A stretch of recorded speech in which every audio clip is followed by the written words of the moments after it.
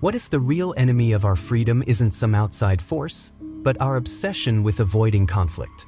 Not the loud kind, wars, revolutions, but the quiet, everyday kind. The conflict that hides in the small decisions we dodge, the uncomfortable conversations we avoid, the desires we bury so we don't make anyone uncomfortable, the truths we swallow just to keep a fragile peace around us. What if our desperate need to keep the peace is actually the most subtle prison of all? Friedrich Nietzsche wouldn't have hesitated. The one who runs from conflict is running from themselves. Because there's no growth without friction, no self-affirmation without struggle, no freedom without walking through what hurts, what challenges, what demands something real from us.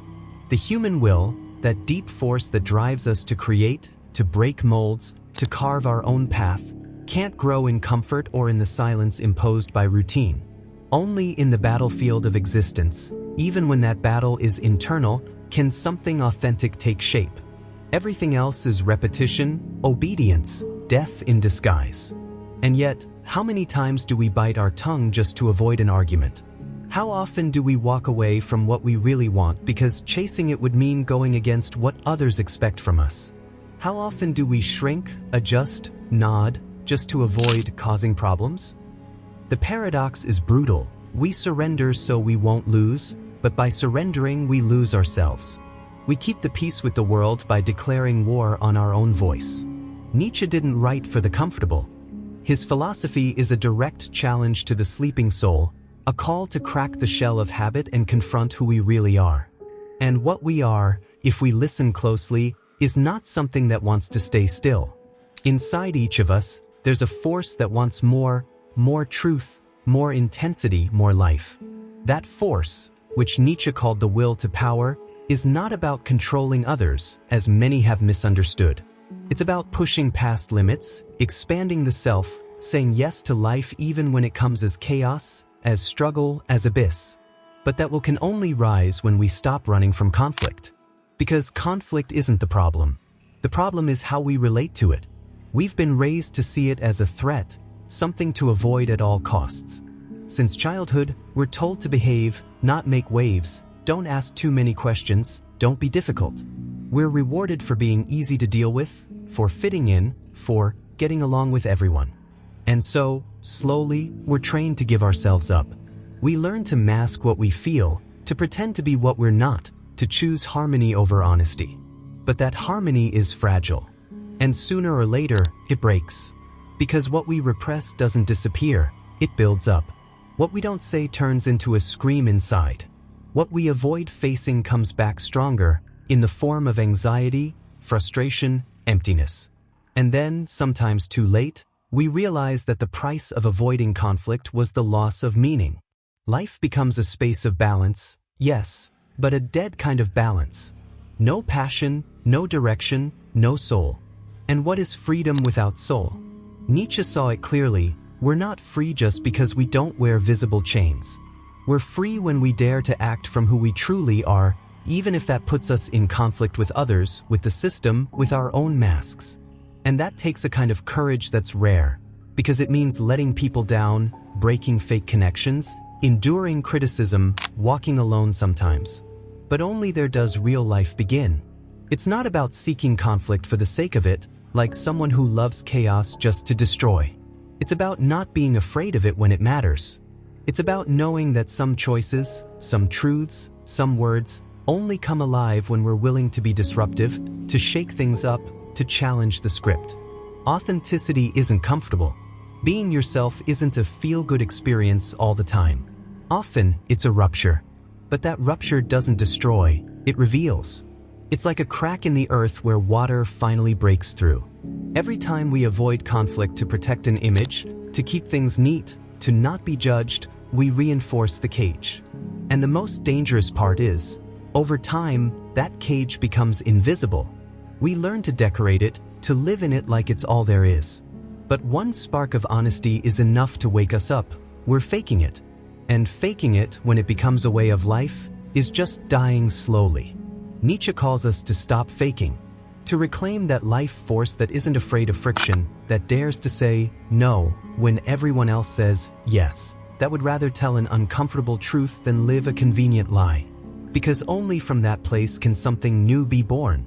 And that new thing, that radical affirmation of who we are, that self-made meaning, that's what he called freedom. A freedom you can't buy or inherit. A freedom you fight for, conflict by conflict, fall by fall, facing the pain of being alive with clenched teeth and wide eyes. A freedom that bleeds, that stings, that sometimes hurts. But it's also the only freedom that's real. Because it's the only one that never bows down. The only one that can look in the mirror and not look away. The only one that, at the end of the road, lets you say, "This life was mine." What Nietzsche proposes isn't comfortable, but it's far from arbitrary. His call to stop avoiding conflict comes from a deep understanding of the human soul. We are impulse, we are desire, we are tension. Trying to silence that nature just to fit into a world that rewards the domesticated is, at its core, an act of betrayal. Because what's repressed doesn't vanish. It hides, it twists, and it eventually resurfaces as illness, resentment, or numbness. No one who's constantly run from conflict can truly say they know themselves, much less that they're free. Because to know yourself is to recognize what you'd be willing to destroy if it meant not betraying who you are. It's knowing what you're ready to sacrifice just to remain true to yourself. Nietzsche leaves us with a powerful, haunting image. The human being as a tightrope stretched between the beast and the overman, dangling over an abyss. There's no safe path across that rope, no promise of comfort. Only vertigo. And yet, it's the only journey worth taking. The rope is thin, unstable. The abyss roars beneath your feet. But taking that step gives your life meaning. Staying still out of fear of falling is denying yourself the chance to rise. When we avoid conflict, what we're really doing is freezing in place, trembling on that rope, secretly hoping someone will carry us to the other side, pain-free, risk-free, untouched. But no one's coming. And the longer we stay still, the heavier the anxiety gets, the farther away we drift from becoming something more. We convince ourselves that dodging the fight saves us from suffering, but in truth, it only delays it. And that delay often makes it worse. Because living in cowardice doesn't just keep us from what we want, it turns us into enemies of our own soul. What Nietzsche understood, and what most people are afraid to admit, is that life doesn't organize itself to make things easy for us. There's no cosmic justice that rewards obedience. The universe doesn't owe us anything just because we behaved well. And facing that truth is terrifying, but also liberating. Because if no reward is guaranteed, there's no need to wait for permission. No need to stay quiet out of fear. No need to apologize for existing boldly. Conflict, far from being some glitch in the system, is a fundamental part of any authentic declaration. Creating anything real, a thought, a life, an identity, means friction. It means disrupting the balance. It means shaking things up. And that discomfort, no matter how painful, is the price of freedom. Because no one becomes free without breaking something, without disappointing someone, without cracking the ground they once believed was solid. Nietzsche didn't believe in resignation, or in sacrifice for duty's sake. For him, life was meant to be a work of art, and no true art is born without conflict. The painter tears into the canvas. The sculptor wounds the stone. The writer stares down the blank page. Living like a creator of yourself, of your own destiny, requires the same courage. The courage to break what needs to be broken so something new can be born. But breaking hurts. That's the catch. Many would rather live a life without visible wounds than one where every scar tells the story of a battle won. But Nietzsche would ask, what good is a spotless body if your soul is shackled? What's the point of superficial harmony if you're dead inside?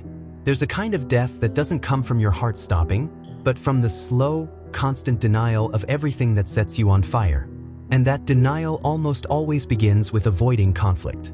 Freedom, in this sense, isn't a destination, it's an attitude. A way of walking through life. It's the choice, made over and over, to not run. To look fear in the face and move anyway. To speak your mind even if your voice shakes. To defend what you love even if it means standing alone. Because in that solitude, there may be pain, but there's also truth. And truth, even when it hurts, is more worthy than any comfortable lie. Nietzsche also knew not every conflict ends in victory. Sometimes you lose. Sometimes you break without ever getting what you wanted. But even in defeat, there's more life than in avoidance. Because the one who fights finds themselves, even if they don't win. And the one who runs loses themselves, even if everything seems fine on the outside. A life shouldn't be measured by how many pleasures it collects, but by how often it was faithful to its inner flame. The problem, of course, is that we live in a world that seduces us with the idea that we can have it all without paying the price. A frictionless existence, where everything flows smoothly as long as we play by the rules, smile enough, say the right things. But what's right? And for whom? What are we giving up every time we choose acceptance over truth? What part of us dies every time we pick silence over authenticity? Nietzsche would say, there's no real freedom without facing that death. The death of the fake self. The death of the social mask. The death of the comfort that numbs. And once that death happens, real life can begin. Not the life built on expectations, but the one forged from the fire of a will that dares to say yes to itself, even when everything else says no. Ultimately, what's at stake when we avoid conflict isn't just an uncomfortable moment, it's our destiny. Every time we back away from tension, we weaken the root of who we might become. But every time we step forward, even if we're shaking, that root grows stronger. And that's how, little by little, conflict after conflict, we begin to live not as survivors, but as fire. As those who have chosen, with no promises or guarantees, to be free. Maybe the most painful thing in life isn't failure. It's not loss. It's not even death. Maybe the deepest pain comes from looking back one day and realizing we didn't really live because we were afraid of conflict. That we chose empty calm over the storm that could have awakened something inside us. That we stayed quiet too often, shrank ourselves too many times, and made a home in places where our soul couldn't breathe. All to keep the peace. All to avoid breaking anything. But what we didn't understand back then, and what Nietzsche whispers to us from the depths of his thought, is that some things only bloom after everything shatters. Maybe that's why conflict hurts so much. Not because it breaks us, but because it forces us to change. And change hurts more than breaking. Because what breaks, we leave behind. But what transforms asks us to become someone new. It forces us to let go of the person we've always claimed to be. To stop hiding behind the story we've been telling ourselves. To give up the right to say, this is just who I am, as an excuse to stay the same. Conflict pulls us out of the character and throws us on stage, raw, unscripted, unmasked. Just us. As we really are. And that's terrifying. Because who are we when no one's watching? What's left when we're no longer busy pleasing, adjusting, fitting in? And what if we don't like what we find down there? What if, after so many years of pretending, the real us is almost buried? That's the real risk, but also the real promise. Because even if the fire has been out for a long time, the embers are still there. And sometimes all it takes is a little air, one act of courage, one unspoken truth, one decision that's truly ours, for everything to catch fire again. Nietzsche knew that freedom isn't bright, or heroic, or romantic. It's raw. It's a lonely choice, often misunderstood. It's carrying the weight of who you are without blaming the world. It's knowing that even if you can't control what happens to you, you can always choose what to do with it. You can run. You can repeat the cycle. You can surrender. Or, you can stare conflict in the face and let it shape you. Not as a victim. Not as a martyr. But as a creator of a life that wasn't handed to you. You forged it with your own fire. But that kind of courage doesn't come out of nowhere. It's built. It's chosen. It's born in small moments. When you speak up even though your voice shakes, when you take a step away from the crowd, when you say no even though you know the cost. And yes, that cost can hurt. Because being real pushes people away. Speaking your mind might get you rejected. Standing your ground might leave you alone. But that kind of solitude, when it comes from being true to yourself, is far more livable than the company that demands you betray your soul. Throughout your life, people will urge you to avoid conflict. They'll say it's not worth it, that it's better to be diplomatic, that you shouldn't rock the boat. And sometimes they'll be right. Not everything is worth a fight. Not every issue needs confrontation. But there are also moments when not fighting means losing yourself. When silence is betrayal. When peace is just a grave dressed up as harmony. And in those moments, choosing conflict isn't weakness, it's self-respect. It's the declaration that your inner peace matters more than anyone's approval. The paradox is that the more we avoid outer conflict, the more intense our inner conflict becomes. We start piling up unsaid words, ignored truths, postponed decisions. All of it knots up in our chest, and we forget how to untangle it. Until one day we explode, and not on others, but on ourselves. Because deep down we know we've given up too much. That we've betrayed ourselves more than once. That our so-called peace has been bought with pieces of our soul. So the question is it really worth it to avoid conflict? Or is it better to live a life where every scar, every fall, every wound proves that we never gave up on ourselves? Nietzsche would say the latter. Not out of idealism, but out of a brutally honest understanding of what it means to truly live. Because real living requires risk. It means choosing necessary pain over sterile comfort. It means knowing that what's real is rarely easy, and what's easy is rarely real. And there's something deeply human in that choice. In the desire not to be a copy, a shadow, a repeat, but to be someone. To leave a mark. To look back one day, even when we're old, even when our bones ache, and say, I didn't hide. I wasn't perfect. I didn't always win. But I was me. I stayed true to what burned inside, even when that fire burned me. And in the end, that's all that really matters. Because nobody remembers those who avoided all conflict, but we always remember those who lived with courage, even if they stumbled. That kind of courage isn't flashy. It's not loud. Sometimes it whispers in the smallest moments, a quiet no, a step away, a door closing, a beginning no one understands. But each of those moments, when they come from deep within, carve out a freedom that doesn't need to be explained, approved, or applauded. A freedom that doesn't need to fit in. Just to be. And maybe that's the most powerful legacy we can leave ourselves, not betraying who we are. Giving ourselves permission to struggle, to shake, to fall. To be brave enough not to settle for just surviving. Because surviving without conflict is also dying, just in smaller pieces.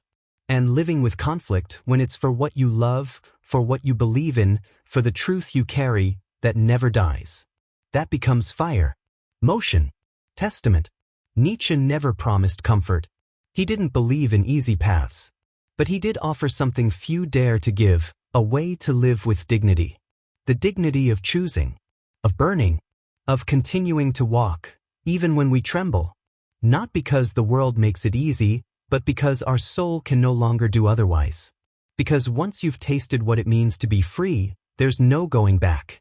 Not even when it hurts. Not even when it costs. Not even when it burns. And if, at the end of the road, we've bled, cried, lost, but stayed true to ourselves, then it was all worth it. Because freedom, the kind that can't be bought or taught, the kind born in the fire of conflict faced with strength, the kind Nietzsche called the highest form of existence, isn't a destination. It's a way of being in the world. A way of saying, without needing to say a word, I'm here. And I didn't hide.